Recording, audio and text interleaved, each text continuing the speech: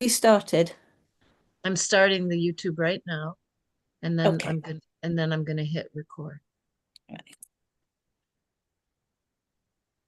You let me know when you're ready. Okay, well, before we put the poem up, just want to first of all say hello to everyone. It's just really lovely to see you. And just thank you for being here. I just immensely love being with you guys. Oh, so if we just start just by closing our eyes and just having just uh just resting in the source.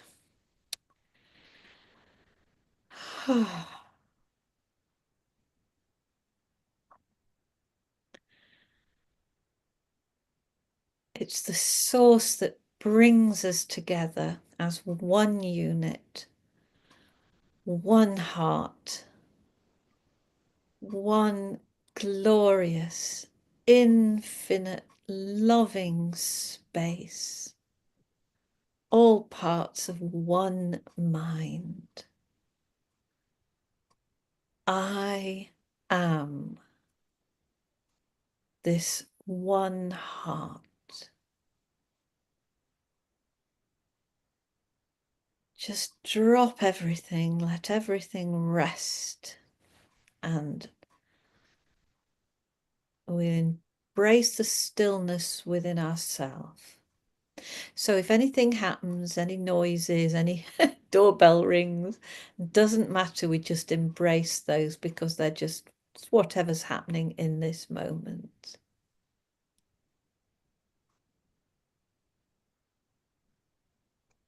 And in this moment, we turn our outer camera inside.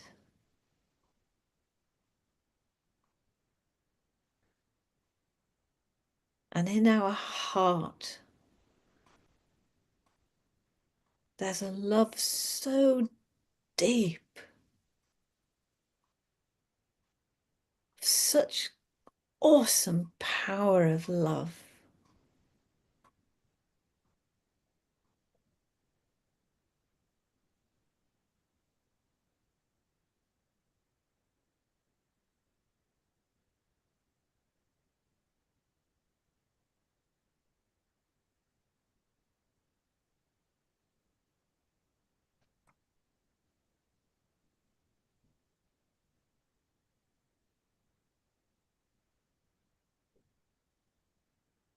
This moment is absolutely unique. It's not like any other moment.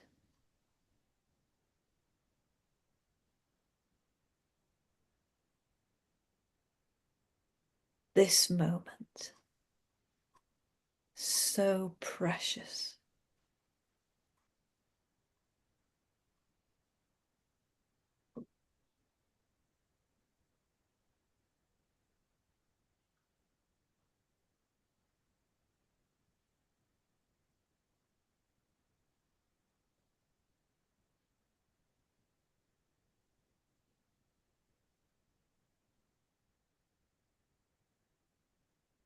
And whatever we're feeling, whether it's any illness or discomfort or pain or anything like that, it's not we that has to seek a healing. The healing, the presence seeks us.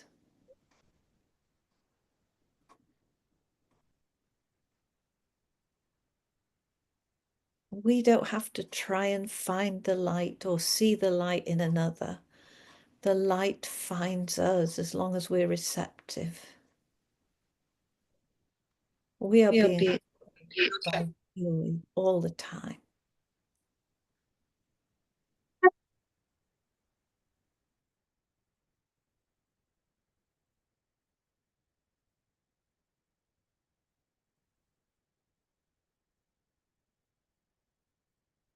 Thank you. So we'll just slowly open our eyes in this feeling of union.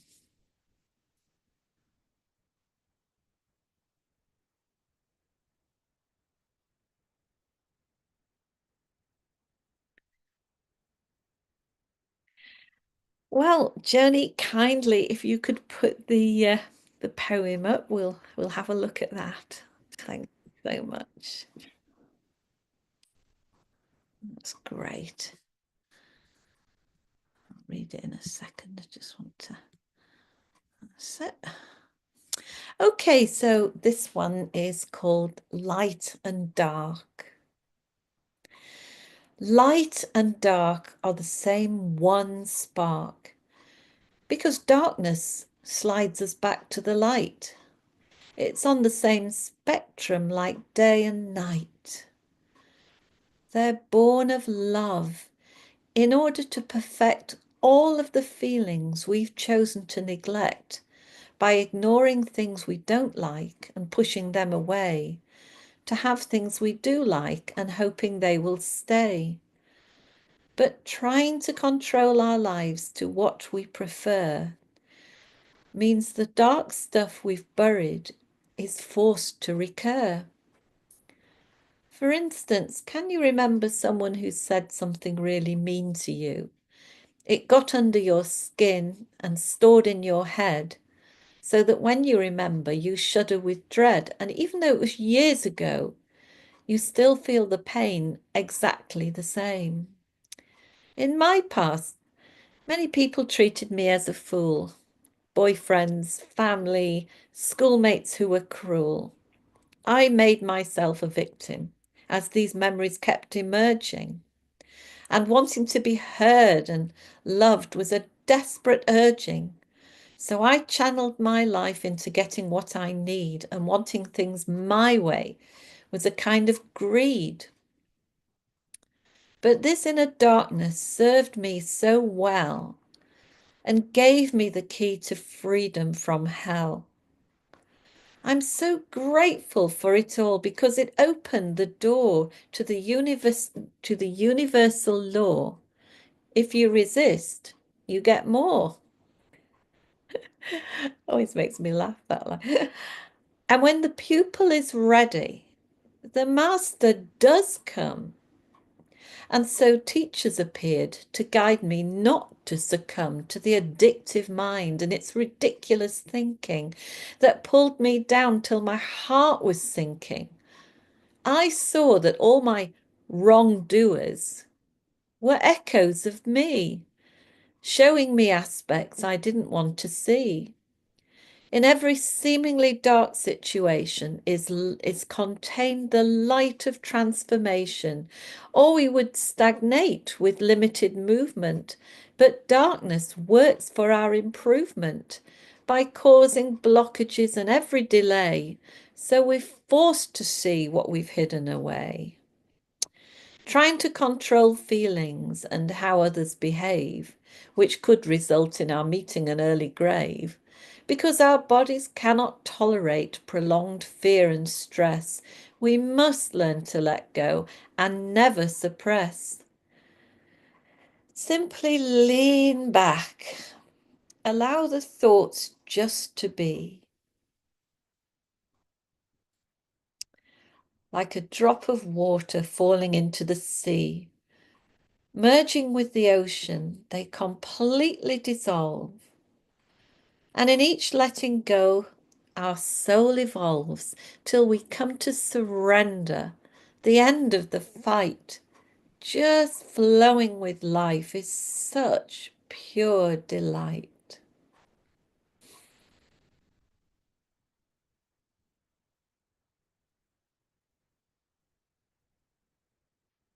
And some time ago, I thought when I was talking, I was giving a talk somewhere, I think it might be quite handy to have a visual aid. So I made this little alignment wheel. And it's a really useful thing to have because so what it says at the top is alignment. And then this part goes, it says positive, but then you can get overexcited with being positive, and that sort of leads to danger of not being in alignment. Or you can start to feel a bit negative, and if you're not careful, it just comes down until the thing that I'll do it with the clock, and then it's too late then because you just stopped. Everything's come to a stop. So I've had, so then the picture on the front is of a very content face, you see. So I just found making a tool. I think it's a great thing to make a tool that works for you because you might never get it out the box again, or you might only see it once or twice. But the fact that you've made it and the fact that when you're wavering between alignment and not alignment, it's actually very, very useful, you see. So I can always take a photo of it and send it to you if anybody wants one.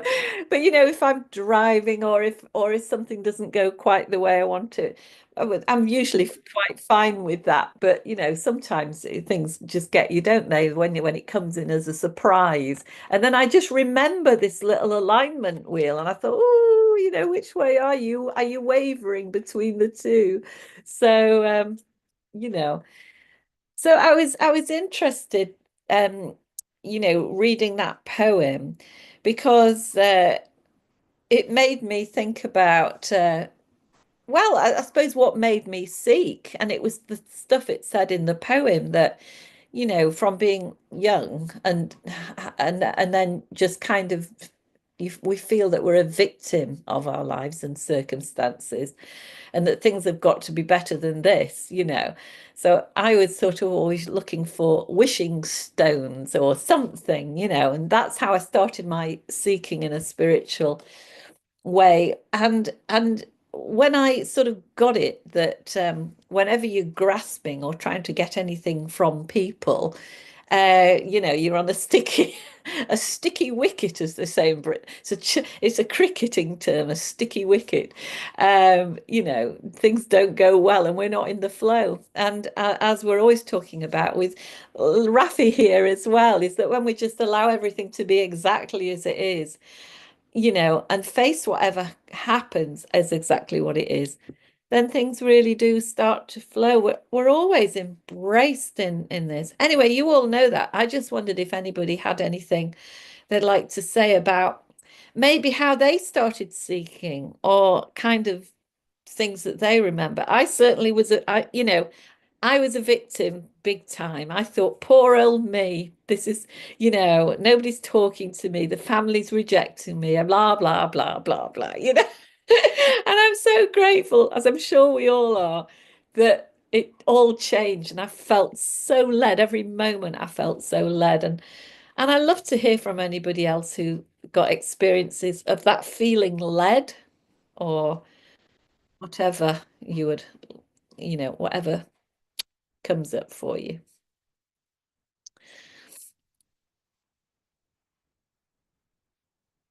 or not. I think you're all such a, oh yeah, somebody There's Raf. Joni, was that you? Yeah, yeah, Joni. No, I'm gonna let Rafi go. I'll talk when. Oh, Rafi, sorry, I didn't see that. Yeah. Oh, I thought you were going to go. Okay. Um, my life was rolling along rather nicely, I thought. And the problem is the word, I thought. And then I started getting into, the spiritual path and realized all sorts of things. Like I had an aversion to success, wealth, abundance that I didn't know it did. When I discovered it, it was fascinating because they're like, where the hell did that come from? Well, if you're poor, the programs were saying like, if you're poor, God's gonna like you more Yeah. because God likes poor people. And so I was denying myself the abundance that's reality, and the wholeness and a larger scope of what's real. And other things like that. Then I discovered there was a subconscious built-in paranoia. They're going to criticize me. What they? There's nobody there. But they're going to, mine just kept saying, they're not going to like if you do that. They're not going to like it. Who the hell is this they? And well, so I realized, all of that stuff was coming. Well, because then I got into releasing and I realized those are just programs, which translated to feelings. And I just keep letting them go and letting them go and letting them go. And, but if I wasn't, if I had not gotten into that state of awareness, I would have never realized that those things were not only hindering my having a more fulfilled, bountiful life, but it was keeping me from seeing the truth of what I really am. And so, one by one, I kept discovering them, and pulling them up and letting them go. There's still traces of some of them. Sometimes, every once in a while, I'm in a place like I go to my community garden where I have this plot that I've had for 25 years.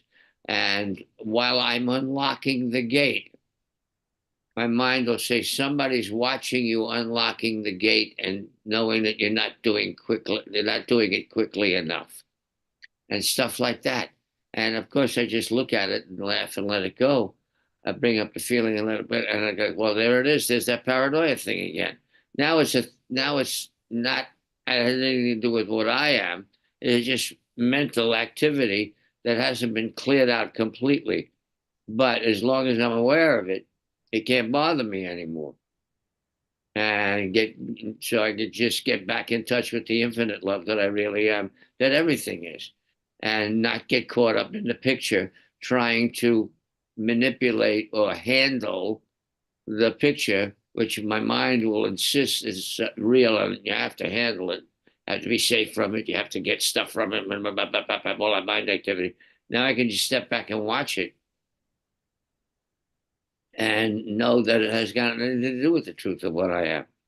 So that discovery, started, and it just led me into deeper and deeper ways of pulling this crap out of my subconscious and keep letting it go and letting it go till I can maintain a peace and be consciously all loving, for instance, because that's what we are.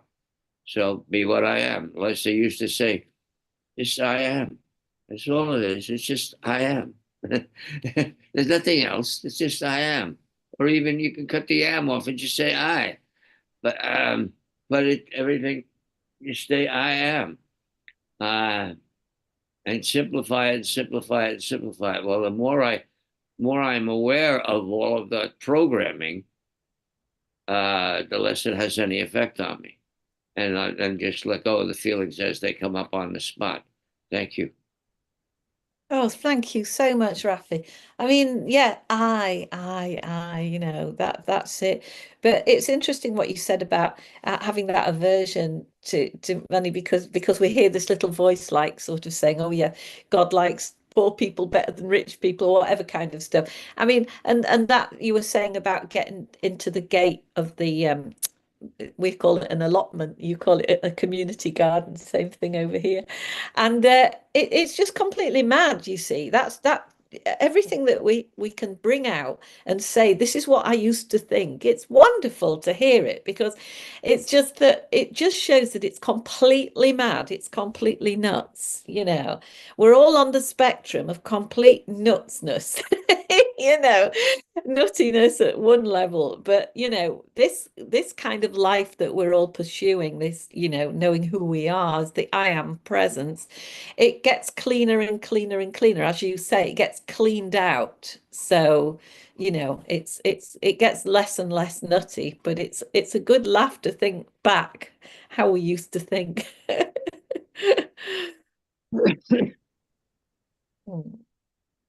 Mickey. Hi, Mickey.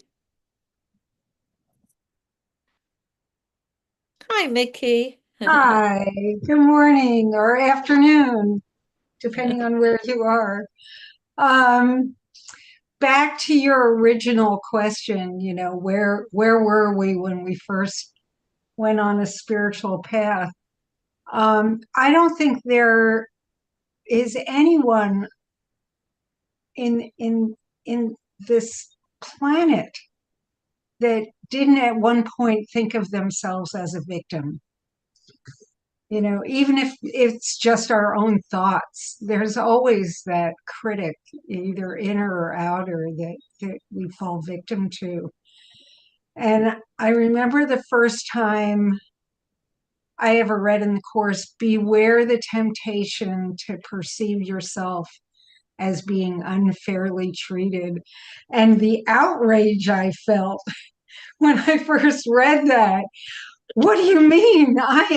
My boss is a bully, that I was working at the time. And I really did think that I was being unfairly treated. And I was just livid that, the course or Jesus even would say to me, oh, beware that you're thinking yourself as unfairly treated, and the responsibility is all yours, and that you have to take that on before you can let it go.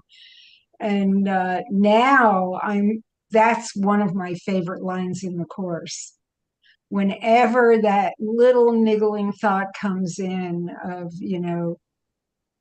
this isn't right, or that shouldn't happen, or, anything having to do with that, I immediately think, oh, beware, you're thinking you're being unfairly treated, and that's impossible. So, yeah, thanks that I could really relate to the poem, because I think we all start out that way. Yeah, we have to. We have to start that universal. Yeah. We have to start that way because we start off believing in the ego, don't we? That's it, Oh, Dov. Hi, Dov. Unhappy. Hi, Dov, unhappy. You're muted, Dov. Okay. Okay. Hi, everybody. Thanks. I originally put my hand up after Rafi was speaking, and then Mickey said something that I feel I wanted to comment on. The course is very clear. We want to be unfairly treated. We come here to be a victim. And the course is very clear. The only reason you want to be a victim is that you can blame somebody else who's the victimizer for the way you feel now, so that you don't get punished, the other person gets punished, because the whole idea is that if I see them as guilty, I'm innocent. And that's the whole idea of why we came here, is to feel that I didn't do anything wrong, they did it. I mean, that's pretty much what the course teaches. I wanted to comment a little on what Rafi said. That voice that says somebody is watching me. Well, of course, there's somebody watching me, because the ego always sees something outside of me. And there's a very famous line in the course in chapter 18, section 6. It says, "There's nothing outside of you. This is what you must ultimately understand." And when I first read that 40 years ago, I figured, well, one day I'll understand it. I don't understand it now because that's ridiculous. And I was speaking to John Mandi a number of years ago, and he said, "Do you know what the word ultimately means?" I said, "What?" He said, "Ultimately means now. It's not in the future." Not in the future. And the other thing I wanted to mention is that I was having computer problems when you read the thing on dark and light, and I was listening to another thing. I couldn't get rid of it, so I had to actually power off and power back on. So I kind of missed the whole thing, but I saw enough of it that said you learn in darkness, and the way if everything was light, there'd be no learning. And it's very clear that this world is a classroom where you come to learn. But like I have on my card, I keep this card, a very famous line: "Be grateful for your triggers, things that trigger you, because they reveal your mistaken beliefs."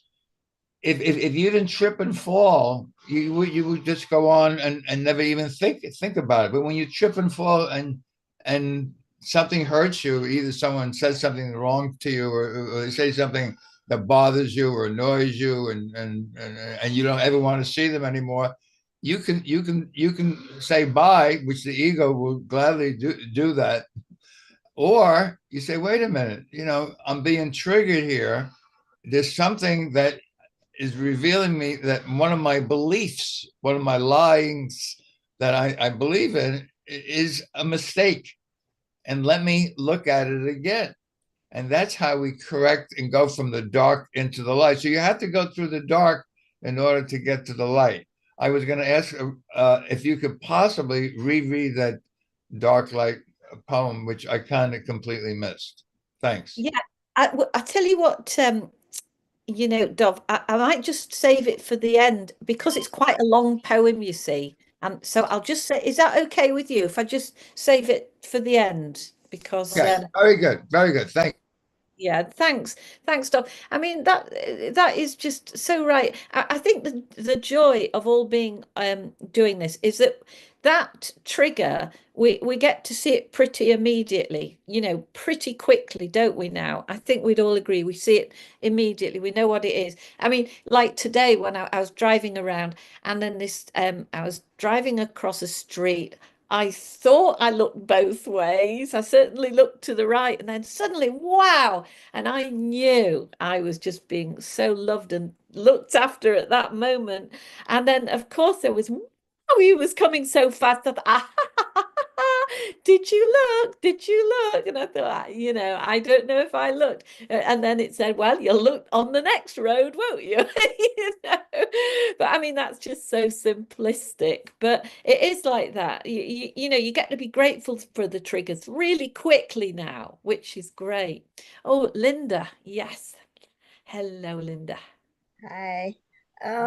Yeah, my first inkling was when I was a young mother working, and all of a sudden I just had this thought, I'm more than the roles that I play. I don't know what they are. And yes, I fall into, I was a victim.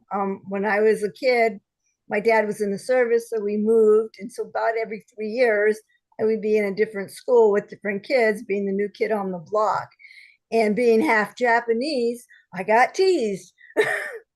So I really proved that I'm a victim. And then it was when I got divorced that it all kind of crumbled and fell apart. I became even more depressed than I had been since childhood. And I decided, well, okay, let's just do it. Because I've been kind of suicidal since adolescent. And I just decided, okay, this is it. And I was in a new abusive relationship, which was really scary. And and top it off, the Catholic Church annulled my 20-year marriage. So I really felt like I was nothing, absolutely nothing. And during my attempt, I kept hearing this voice reminding me to drink lots of water. And of course, the body's going to respond by throwing up and pooping and trying to get rid of all the toxins. And at the very end, I didn't even realize how open I really was until I started feeling the shutdown and coming back into the body, because I don't think I was really in my body. I mean, I was aware of it, but I wasn't really there. And yes, you have to go through the darkness to get to the light, because that's the time when I committed myself to live for God, for God's will to manifest through me.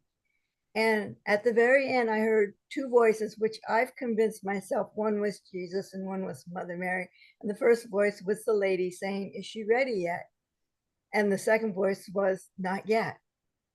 And so that kind of really helped me stay focused on wanting to learn the truth of who I am and what I am.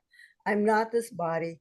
And of course, with all my recklessness, I gathered all kinds of diseases, because our culture really revels in having discomfort and disease. And so I'm still dealing with physical issues every now and then, but I know it's all part of my process. And I tell myself to trust the process, trust the process, trust the God, because I remember saying in the beginning, I don't trust. I have a trust issue. Whether it's because I moved as a kid all the time and everybody was teasing me and I felt like the outcast of my family. I don't know what was the core of that, but it doesn't matter right now. It's just what it was.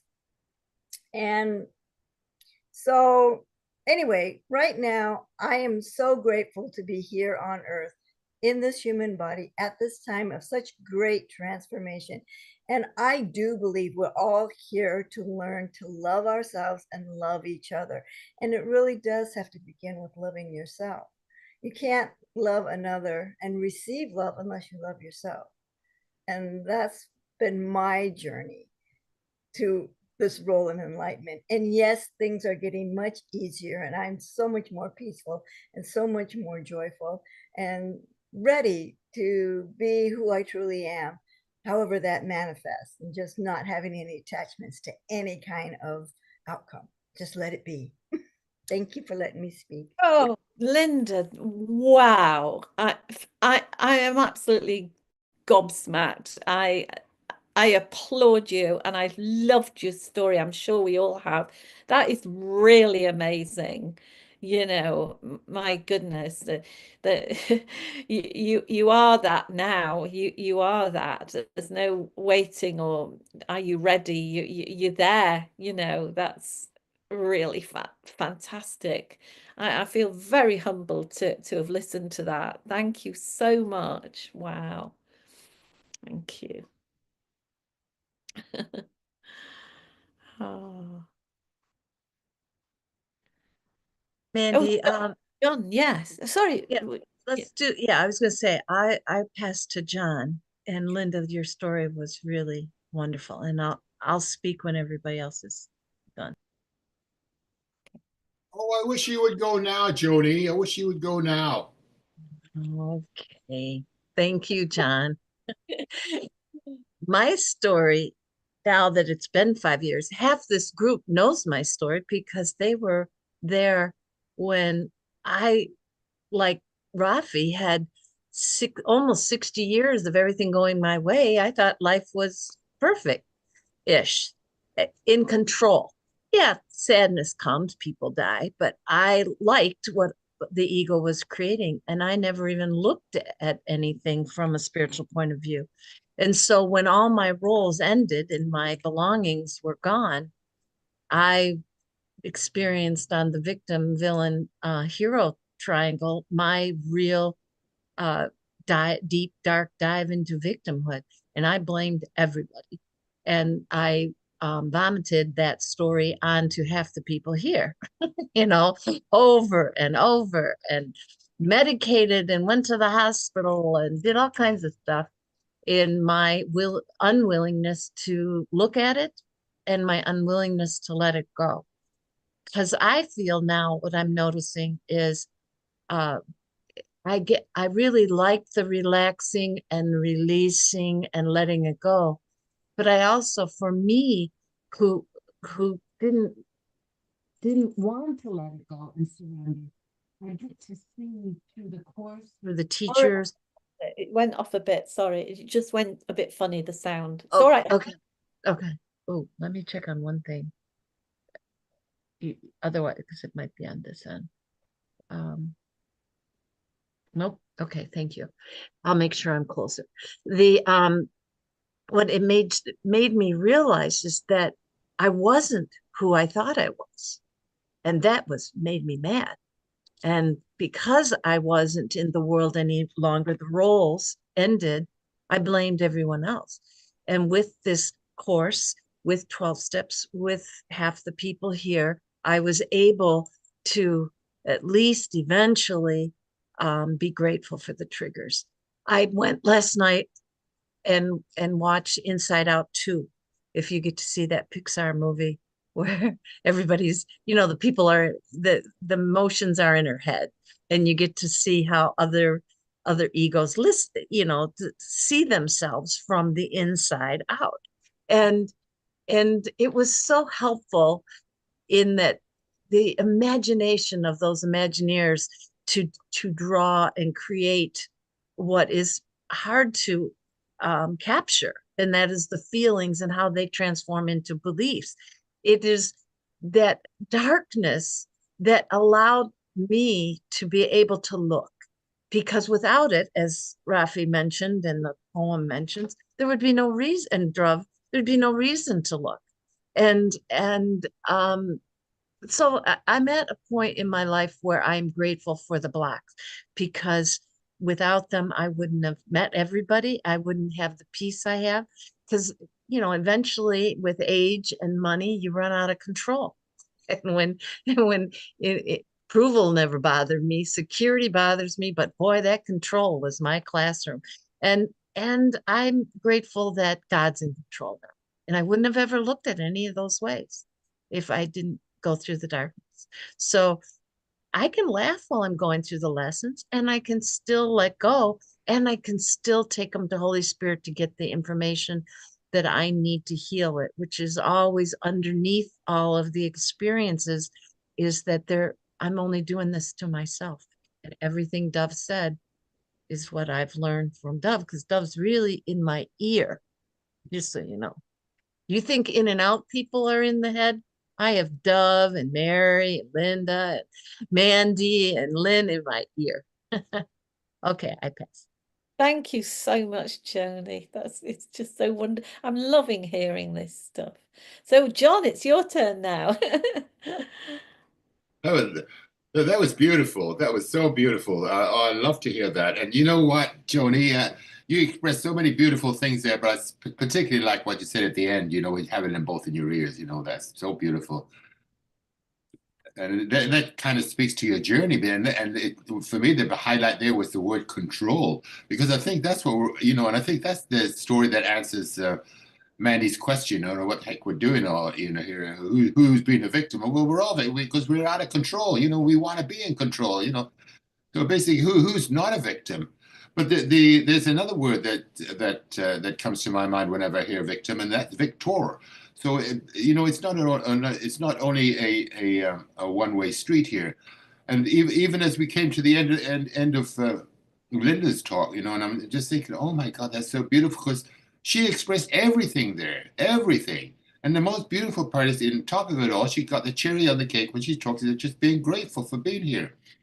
And it just that kind of, it was one of those voices in the ear there, Joni, that just being grateful for it, remember to be here. Yeah, sure, I heard it before. How many times?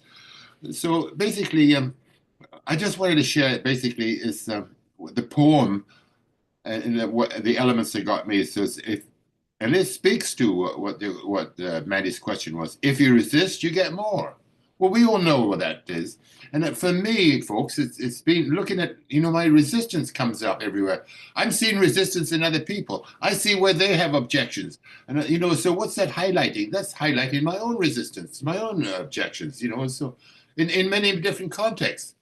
So it's beautiful to see that, because there's other lines that came through loud and clear for me. I didn't highlight them because I was so busy trying to find the thing, but I think that's the that's the basis of it. If you resist, you get more.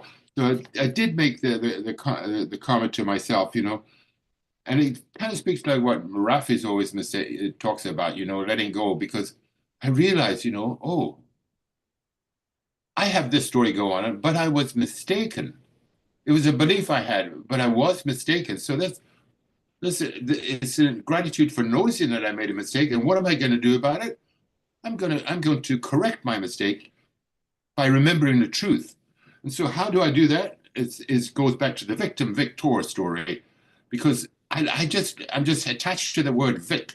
But there's another word, vicariously. Vic. I don't know what vic means, but I can learn to live vicariously through the Christ.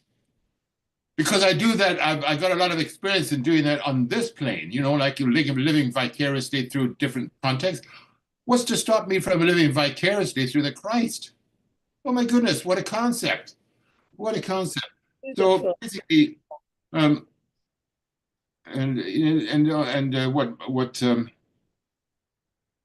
the reason it's important is because what Dow said, there's nothing outside of me. You got to remember that, and ultimately it comes to the truth here. Yeah, there's only me here. And on that note, I'd like to share this one thing because Lily sent it to me yesterday. Lily lives in Northern California, and I've never met her, but I love her stuff, and she just sent me an email, and I just thanked her for the email that she sent me as a whole page, and this is what I got back, and this speaks to the I and the I am, and I'd like to add to the I and I am is that I am a person that has or that is. Because I acknowledge that I'm a person here. I got to acknowledge that. You know what I mean? I haven't reached the I am or the I yet. I am a person who's immensely grateful for being here today. But to share this email, it's only 4 lines. She says, "Thank you for your email." She's a Joel Goldsmith person. "I love you, Joel, as John. I love you, Jesus, as John. I love you, John, as John." It brings tears to my eyes even as I read that now, because this is John living vicariously through Lily as she expresses her oneness or her I am on the I through her an email to me. So having said that, I would like to thank you very much and pass the mic to Mary. Oh, that's beautiful, John. And thank you for reading those lines from the email. That's great. And everything that you said, thank you so much. Really, really resonates. Thank you. Yes, Mary. Hello, Mary.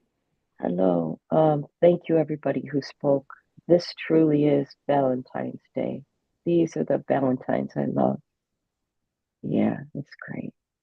I don't really have, well, I guess I can just tell you that I never really left childhood. And so for most of my life, until about 55, I was belly aching about my mom and dad and just caught up in how I was a victim. And that's after 25 years of therapy and 12-step. And I was in Science of Mind for a while too, but I just kept typing on the computer, how can I love myself? How can I love myself? And I found a lot of things to uncover and research and read. And then I read Marianne Williamson's book, A Return to Love. And then I found Miracles Live 365 and found A Course in Miracles. And now, 10 years later, I found Mandi in August. And I've heard these concepts before, that there's only oneness and that I'm here to learn how to manifest what I already have. But I'm still learning and I'm willing to learn. And so I'm just as present as I can be. And I just love this stuff. It's still just melting in. Thank you. Thank you. And we're all learning. We're all learning. You know, it just flowers and then something happens and you drop that off and you drop that off. And then something else happens and you think, I'm just dropping that off and I'm dropping that off. And this is, you know, to me, learning, just kind of this letting go and you know, being as quick as possible to recognize when you've got that victim thinking going on, you know. So absolutely, Mary, all in the really, there's no time, is there? You know, it doesn't actually matter when you discovered this change, but it's just interesting on the sort of story level to hear. I think I love to hear what made that turn for people. Oh, so Rafi and then Carrie. Yeah, Rafi. Yeah. Hi. Yeah. When you're in acceptance, or whether or not everything happens the way it's supposed to happen, and it's for your benefit. Yesterday morning, I turned the television on, and there's a preacher on. Now he's talking religion, and I'm not religious, But I realized that everything he was saying had a metaphysical subtext. And then he said the phrase, whatever your ego, he used the word enemy, but whatever your ego tells you, the opposite is true. And that simplified everything. No matter what it tells you, the opposite, just look at it and say, okay, that's what it's saying. What's the opposite of that? That's the reality. And it became so simple, and it cleared everything. And it was just, and I thought, well, that's the divine guidance working through me. If I wasn't supposed to have heard that, I wouldn't have heard it. And it just simplified everything and made that thing, instead of the ego being the enemy, it was here to serve. Because now I know that everything it says, the opposite is true. And hello, big mom, so simple. KISS, keep it simple, sweetheart. You know what I love about that, Rafi, is that I find this too, that we are so led that, I mean, even I don't know if you find this, but like I was talking to somebody today, I was talking about a tipping point. And it was in reference to, I had something difficult to chat with somebody about, and I was feeling the tipping point of, actually she was relieved to hear this. So it was all really good, you see. And we're talking about tipping point. The next thing I do with my cup of tea, I put the telly on, I put YouTube on to watch, because I love listening to Paul F. Gorman and various Joel Goldsmith and all that. Anyway, the very thing that came up was Paul Gorman sort of saying, talking about the tipping point, and the video was called The Tipping Point. And I don't know about you and everyone, but I just find more and more there's a quickening happens, and that you say even some words and you'll see it 5 minutes later, or hear it, or read it in a book, and you are that preacher was there for just you at that moment, wasn't it? Yes, Yeah. yes. And it happens all the time. It's not occasional. It's all the time. Yeah. And Yeah. oh, and again, I have to thank you for cute. I use it every day. Oh, you think you're a person who was born, you're going to live a while and then you're going to die. That is so cute. And then I just break up laughing, and I just, or say, oh, you think this world is real and you have to handle it and you have to get stuff out of it. And you have to protect yourself from it. That's adorable. That is so cute. And it's just a shortcut, to releasing all of that stuff. Just wonderful. So thank you, thank you, thank you.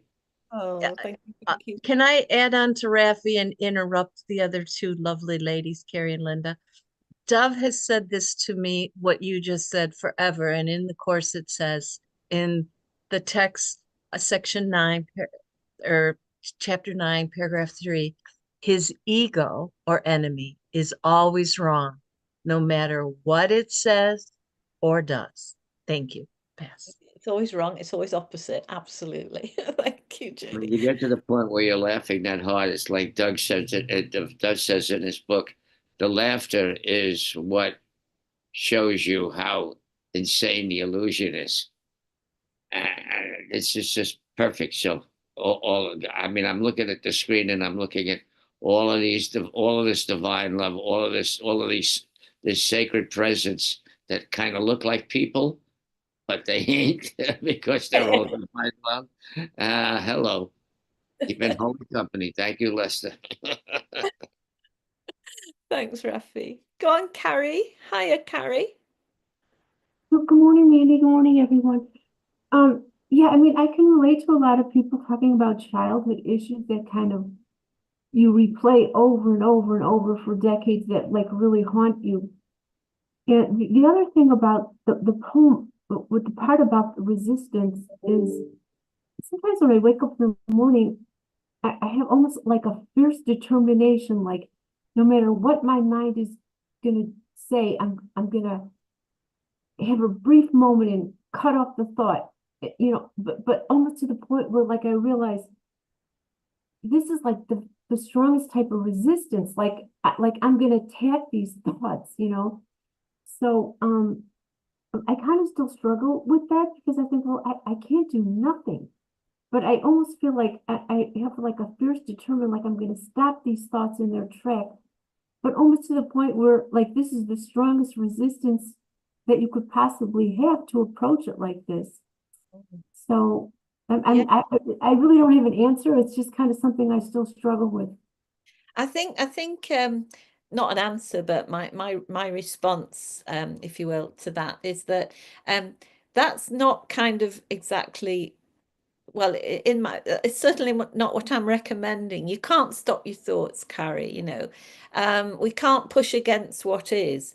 So we just allow them to be there. If you wake up with a feeling of, I don't know, dread, darkness, anxiety, whatever it may be, um, it's really, if you can just allow them to just be there, but without feeding them with looking for a reason or trying to follow them. Do you know what I mean? Trying to follow them to the end of the sentence.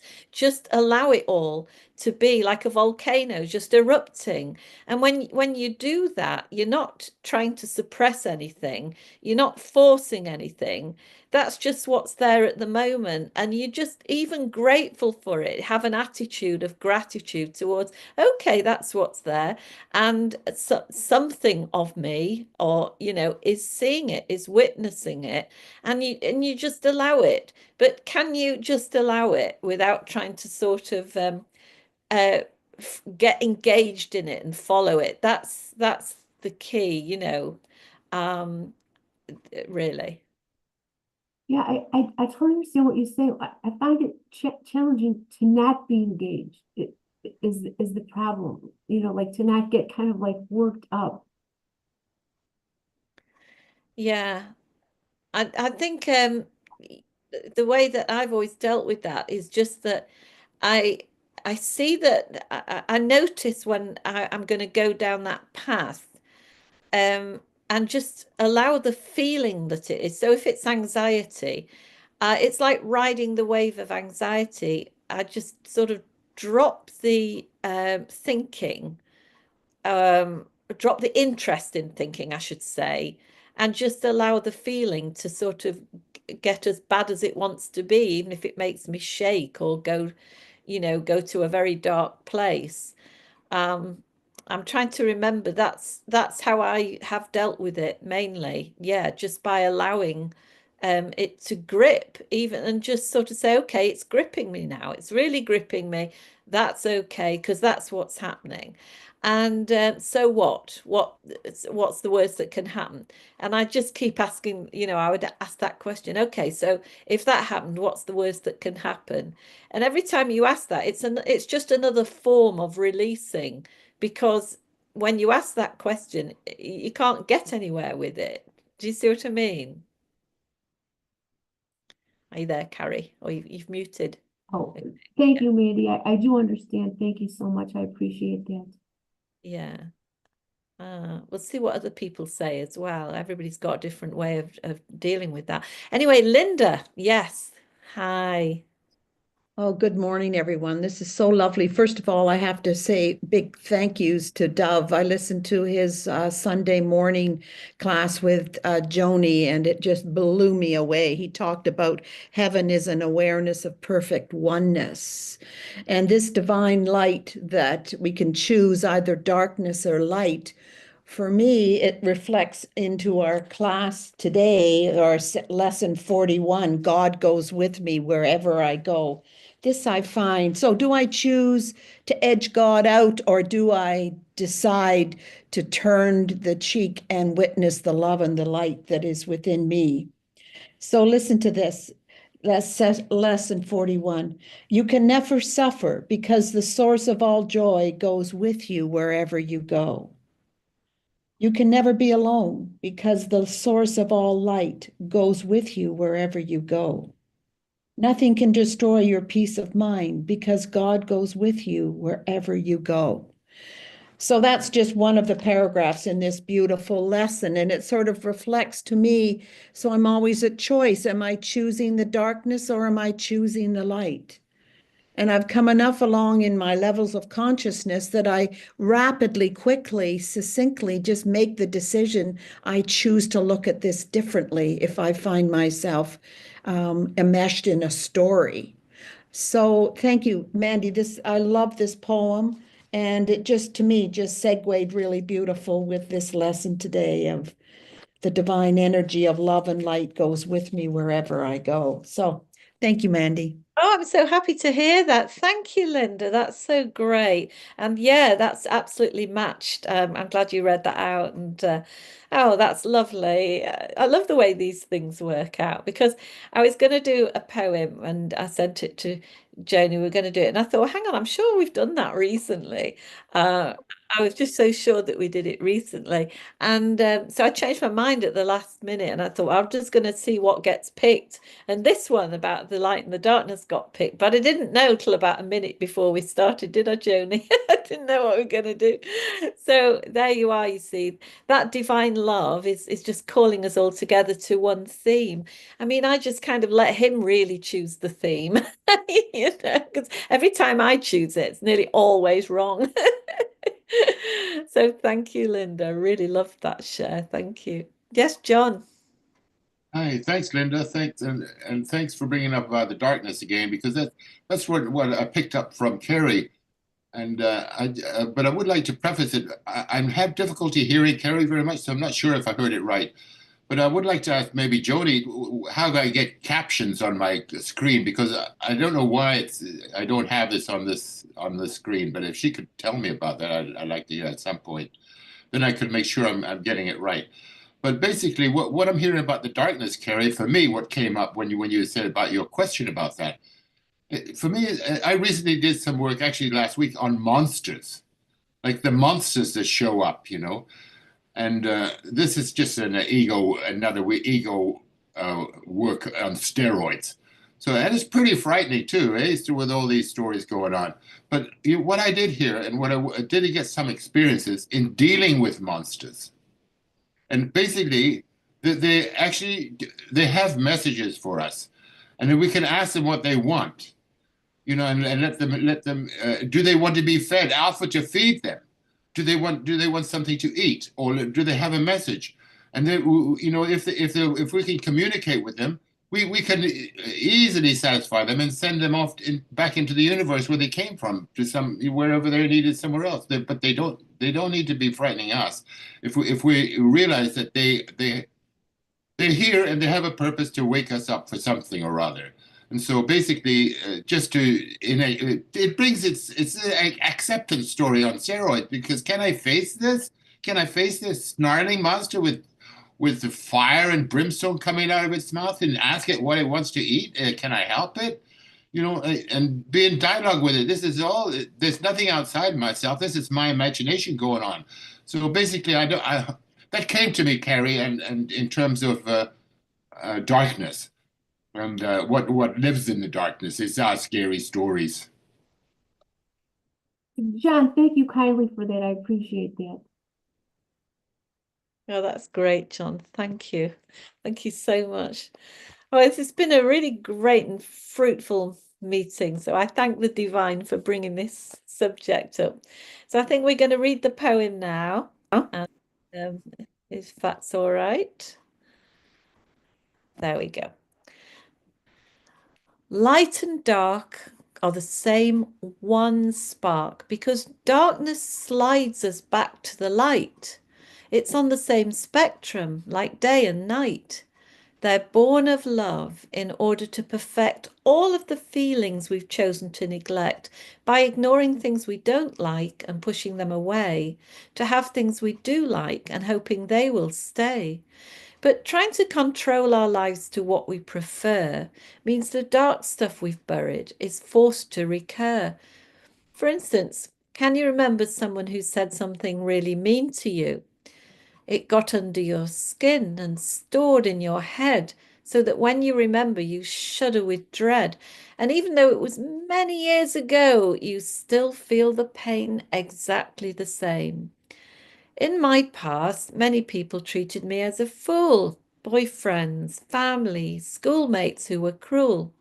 I made myself a victim as these memories kept emerging, and wanting to be heard and loved was a desperate urging. So I channeled my life into getting what I need, and wanting things my way was a kind of greed. But this inner darkness served me so well and gave me the key to freedom from hell. I'm so grateful for it all because it opened the door to the universal law. If you resist, you get more. And when the pupil is ready, the master does come. So teachers appeared to guide me not to succumb to the addictive mind and its ridiculous thinking that pulled me down till my heart was sinking. I saw that all my wrongdoers were echoes of me, showing me aspects I didn't want to see. In every seemingly dark situation is contained the light of transformation, or we could stagnate with limited movement. But darkness works for our improvement by causing blockages and every delay. So we're forced to see what we've hidden away, trying to control feelings and how others behave, which could result in our meeting an early grave, because our bodies cannot tolerate prolonged fear and stress. We must learn to let go and never suppress. Simply lean back, allow the thoughts just to be, like a drop of water falling into the sea, merging with the ocean. They completely dissolve. And in each letting go, our soul evolves till we come to surrender the end of the fight. Just flowing with life is such pure delight.